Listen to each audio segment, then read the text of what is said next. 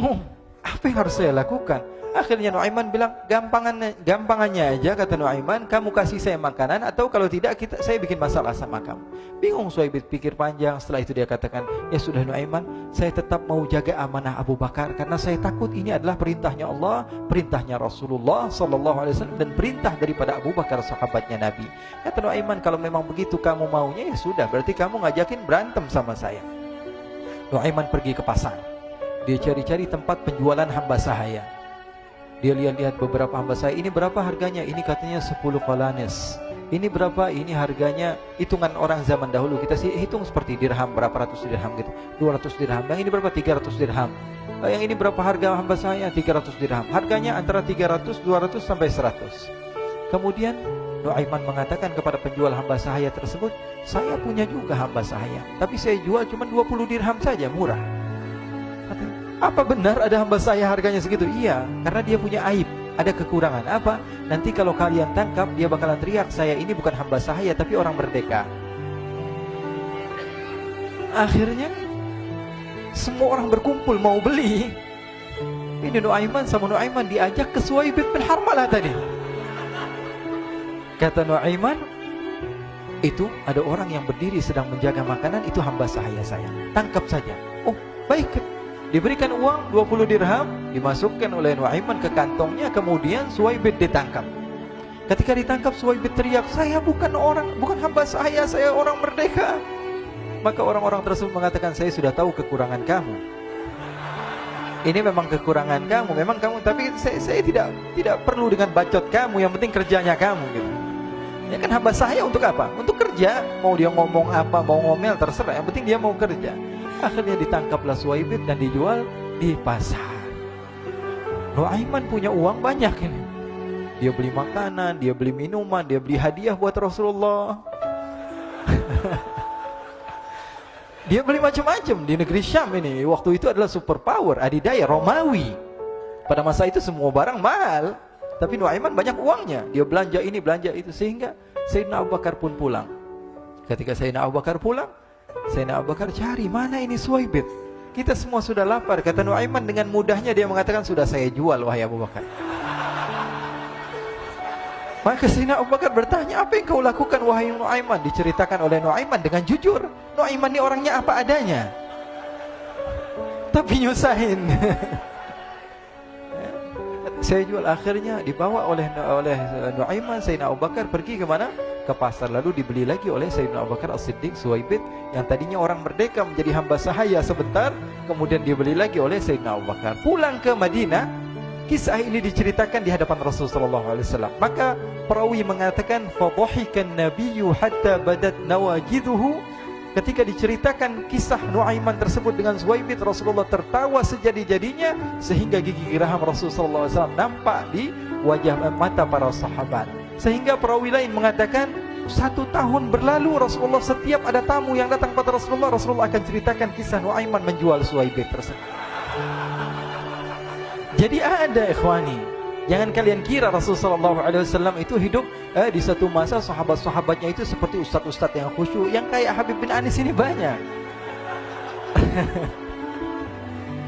Bahkan ikhwani, mungkin di akhir karena masanya sudah habis, pernah suatu waktu Rasulullah SAW didatangi asyraf, delegasi dari beberapa negara yang ingin mengenal apa itu agama Islam. Sehingga mereka datang ke rumah Rasulullah SAW membawa unta, kendaraan yang ketika itu kendaraan yang paling mahal mereka miliki. Itu untanya yang paling mewah. Diikat di depan rumah Rasulullah SAW. Tamunya pun masuk, duduk bersama Rasulullah SAW. Di depan rumah Rasulullah SAW ada beberapa sahabat. Ada Sayyiduna Hamzah. Kalian tahu Sayyidina Hamzah adalah orang yang pemberani. Ada Sayyiduna Umar. Kalian tahu Sayyidina Umar adalah orang yang pemberani. Ada Sayyiduna Ali bin Abi Thalib. Ada Sayyiduna Sa'ad bin Abi Waqqas. 4 sahabat ini lagi nongkrong di depan rumahnya Rasulullah SAW, berjaga sebelum Allah Subhanahu wa taala turunkan ayat wallahu ya'simuka minan nas. Ketika mereka sedang asyik duduk, tiba-tiba Nuaiman datang. Ini Nuaiman kalau datang pasti bikin sesuatu yang aneh. Bahkan dikatakan tidaklah Rasulullah SAW dalam keadaan bersedih, kecuali Nuaiman datang Rasulullah akan tersenyum. Jadi sebagian sahabat itu senang kalau sudah Nuaiman datang, pasti Rasulullah bahagia. Tapi ketika itu Nuaiman datang, ingin duduk bareng-bareng Sayyidina Hamzah. Sayyidina Hamzah katakan kepada Nuaiman, bercanda begitu. Nuaiman, kamu lihat unta orang datang dari luar Arab ini. Lihat, kata Nuaiman, ini besar banget ini, badannya besar gitu. Dagingnya pasti banyak. Iya nih, kalau kita sate enak nih ntar malam. Kata Nuaiman. Kata Sayyidina Hamzah, apakah kamu berani? Kata Nuaiman, saya berani aja asal kalian gak bilang sama Rasulullah. Kata Sayyidina Hamzah, benar wahai Nuaiman, benar kan? Akhirnya Sayyidina Hamzah lupa masalah itu, cuma bercanda-bercanda saja. Sayyidina Hamzah lagi asik sama Sayyidina Umar, Sayyidina Ali. Tiba-tiba apa? Ternyata ketika dia melihat unta tersebut sudah pisah antara kepala sama badannya. Nuaiman mengatakan, wahai Hamzah, ini unta saya sudah potong, saya mau pergi sebentar. Kalau Rasulullah cari saya, tolong jangan beritahu di mana saya. Nanti kalau keadaan sudah aman, mari kita nyate bareng-barengan. Ini ada yang seperti itu di zaman Rasulullah SAW. Maka dia pun berlari dan berlari mencari satu tempat supaya Rasulullah SAW dia selamat daripada Rasulullah SAW. Sehingga Sayyidina Hamzah bingung, ini kalau Rasulullah keluar gimana? Ada Hamzah Asadullah, ada Ali bin Abi Thalib, ada Umar, gak bisa jaga kendaraannya, tamunya Rasulullah Sallallahu Alaihi Wasallam. Akhirnya benar apa yang terjadi, ikhwani. Rasul Sallallahu Alaihi Wasallam tamunya mau pulang. Ketika dia buka pintu tamu melihat apa? Untanya sudah begitu. Mereka teriak, wa naqatah, unta kami wahai Muhammad. Baru mau kenal Islam, unta kami, kendaraan kami sudah dibuang. Rasulullah SAW lihat Sayyidina Hamzah, lihat Sayyidina Ali. Mereka gak bisa ngomong, mereka hanya bilang apa? Nuaiman ya Rasulullah.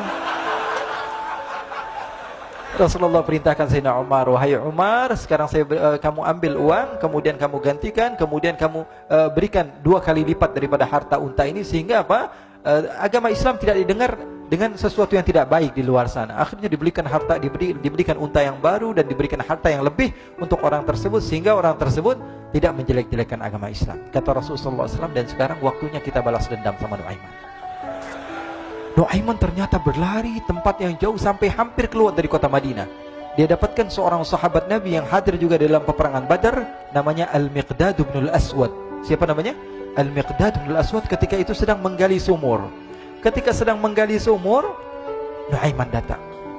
Nuaiman katakan kepada Miqdad, wahai Miqdad, wahai sahabat Rasul, kamu orang yang hadir dalam peperangan Badar, kamu adalah orang yang hebat. Dipuji-puji sama Nuaiman. Ada maunya ini.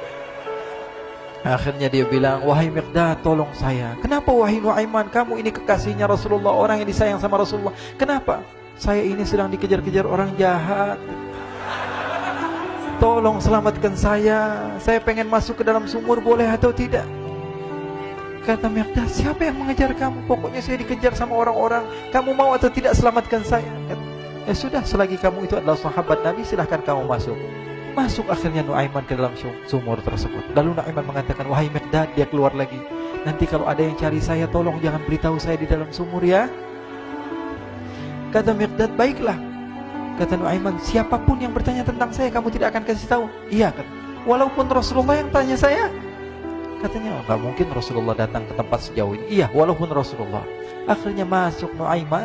Setelah beberapa menit Rasulullah dan rombongan benar datang.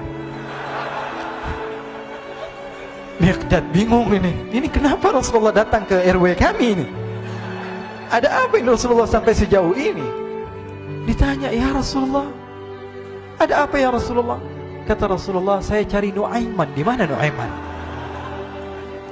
Inna lillah, kata Miqdad. Enggak dijawab ini Rasulullah. Kalau dijawab saya ingkar janji. Akhirnya apa dia katakan? Wahai Rasulullah, mata saya tidak memandang kepada Nuaiman, tapi tangannya nunjuk ke dalam sumur. Sahabat.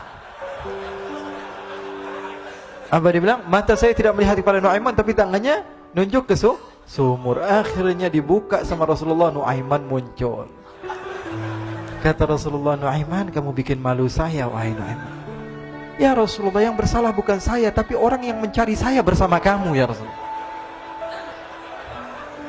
Akhirnya Rasulullah nengok, siapa? Ternyata Nuaiman sudah lari kabur.